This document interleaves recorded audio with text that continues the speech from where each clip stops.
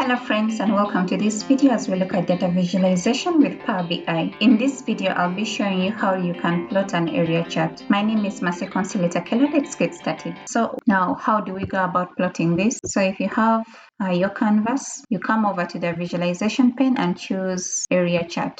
So once you have it on the canvas, you now have to add the data values. So we're interested in our x-axis having our time value, and for the time value we want the day, so we can eliminate all these others. For x-axis, we're interested in looking at the speed of answer in terms of the average, so we choose for average here.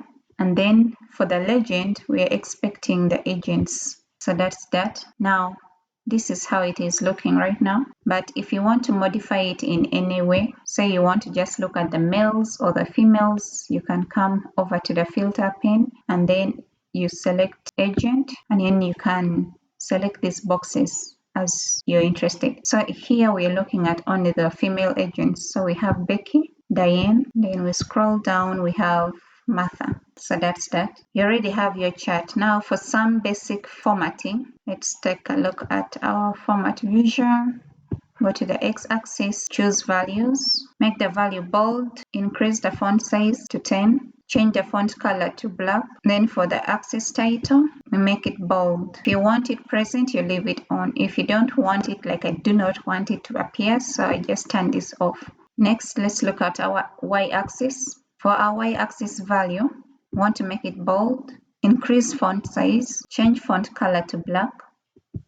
For the title, you just make it bold. So that's it for the y-axis. Next, let's see the legend. For our legend, we want to make the text bold, increase its font size to 11, change the font color to black. That's about it. Next, I do not want to see that grid lines, so I can just turn them off, horizontal, the vertical one as well. Then I cross over now to general to modify my title. So for the title, I want to make it bold, and then I want it to be placed at the center.